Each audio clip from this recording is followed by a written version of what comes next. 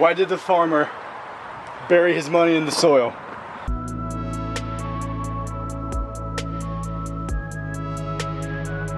Good morning. Good morning, guys. Welcome back to Eco Farm. I'm Corey. This is our cameraman slash farmhand, Alex. And welcome to another week here. We're gonna be talking about how to survive in the heat of northern Arizona. See you around. Yep. Have some fun. My first tip to survive in the heat is to find shade wherever you can. And if you have to wrap yourself in willow leaves, just gotta do it.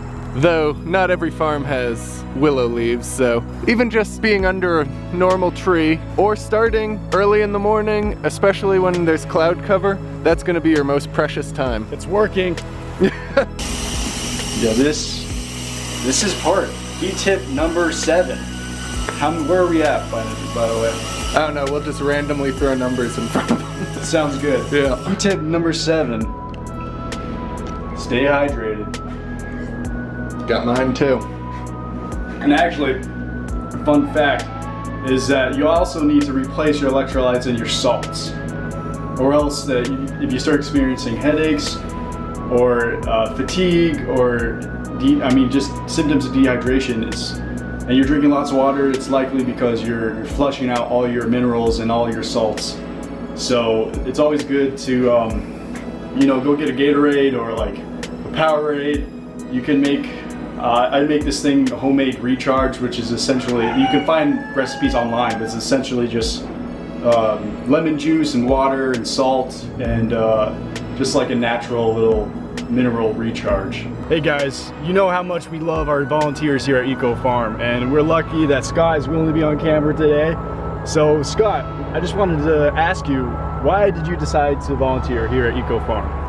Well, it's a great opportunity for me. I've been really wanting to get back into nature and learning about how our food is grown and finding a sustainable way of growing and reconnecting with nature, and just been a wonderful opportunity here to work with everyone here and see how things are being done and learning about just trying to grow sustainable, healthy food.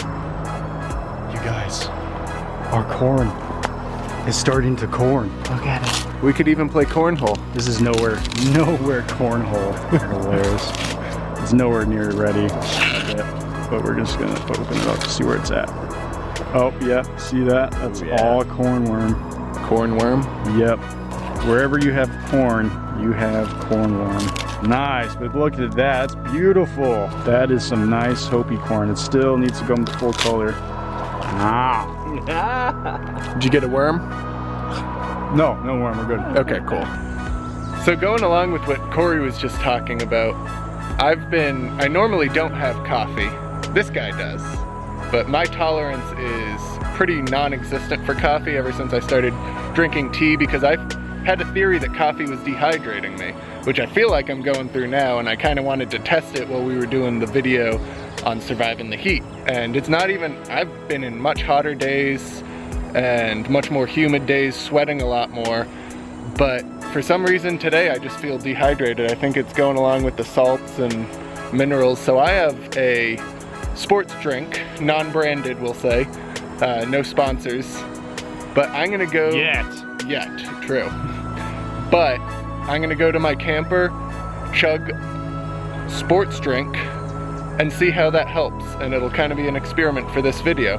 And while I'm doing that, Corey can give some other tips and tricks on how we survive the heat here.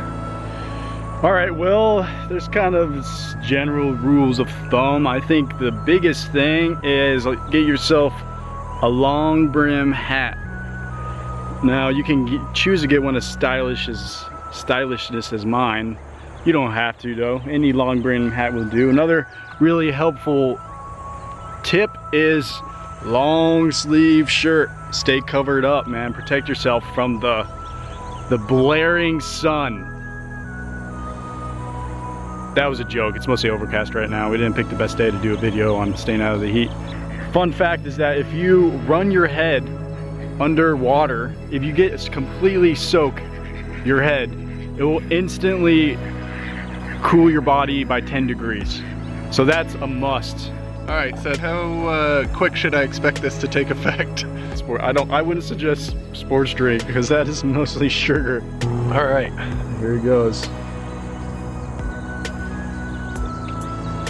Definitely is sweet. I wouldn't recommend it for that reason. Is it? But maybe the sugars will help. Blood sugar is probably something to watch out for too. Hey guys, what's up? So, if you look over there, that is our maintenance guy slash animal manager, Kamal. We're gonna have some fun.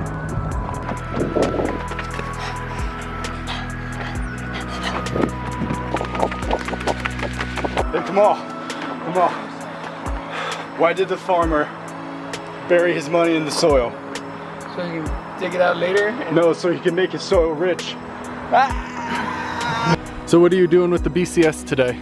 Well, as you can see here, we have 6 beds that are pretty much ready to get turned over and go into fall cropping. But there's just so much debris in here. So what I'm gonna do, I'm just gonna run the power harrow through, which is a good tool because it's not going to invert the soil, and it'll help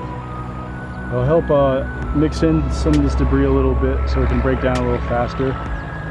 And then the roots of the live plants will help disrupt the roots of all the live plants and pull those out.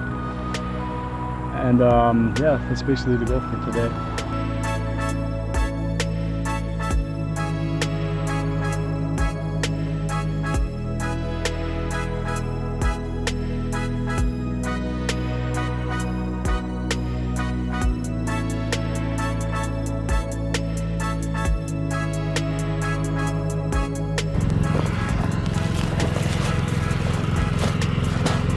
So I have this running gag that I keep finding this and giving it to Corey at random times, and he throws it somewhere, but I find it again every time. So here we go. Before you talk about the BCS, Yeah. I got you a gift.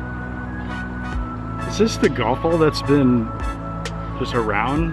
That I keep giving to you as a gift? Yeah. Yes, it is. And you know why he keeps giving it as a gift? Because I keep doing this. And I keep finding it. As you can see, it probably took me about 5 minutes. And which is the great thing about the BCS, it can save you a lot of work, and it really saves time and effort and energy, because how we were doing it, Alex can attest to this. Before that, we would terminate crops by manually chopping them with hose. Yeah, the So- chopping hose, especially for a taller person, you're not supposed to lean forward to do it, but I don't know, I just felt like they weren't perfect size for me, so my lower back would be tired by the end of it. And it's a good bit of work, so Yeah. this thing is nice to have. Yeah, for sure. And as you can see, you know, it takes some practice, you know. I've wanted a BCS ever since I saw it. And but it's definitely takes some skill to use.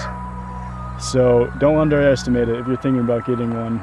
There's definitely a learning curve to it, and there's lots of tips and tricks on the internet that are really helpful. But you know, like these two beds look fine. Like this is how I want all my beds to look. They're nice. They're about 30 inches. They're nice straight row paths. These ones are a little iffy. Probably got to go redo the row paths, but that's okay. And that's who we are here at Eco Farm. You know, this is my first season actually, you know, running a farm, vegetable cropping system. Essentially me and Alex and some volunteers. So, you know, there's a learning curve to all of this.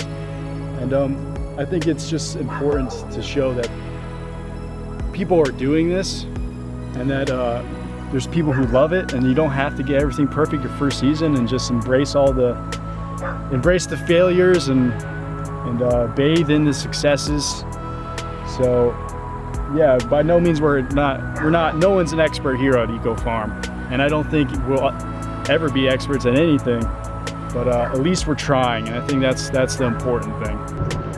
So, even though it's a bit of a cloudy day today, it is really humid, and I need to cool off. So I'm gonna go to our hangout area.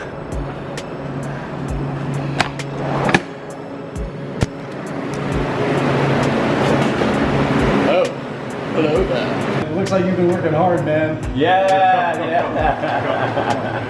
Oh yeah. Oh yeah. This is the cool down. This is the cool down spot. Yeah, you can just lock me in here for a couple days. Yeah. All right, guys, we're pretty much done with this week's video. So today we talked about some heat tips, what you should do to cool yourself down if you're feeling a little too hot in the garden. We talked a little bit about BCS. So yeah, I hope you guys enjoyed. Smash that like button. I've always wanted to say that. And subscribe. And leave a comment. Share the video, it helps a lot. Anything you could do if you really like what we're doing here, anything helps. Have you always been that tall? Oh yeah. Oh, actually I got taller in the last year. I was 6'3" for a while, now I'm squint just a 6'4". little bit. Squint? Oh, you can't see if I'm squinting. No, squatch. Squat? Down, please. All right, that's better.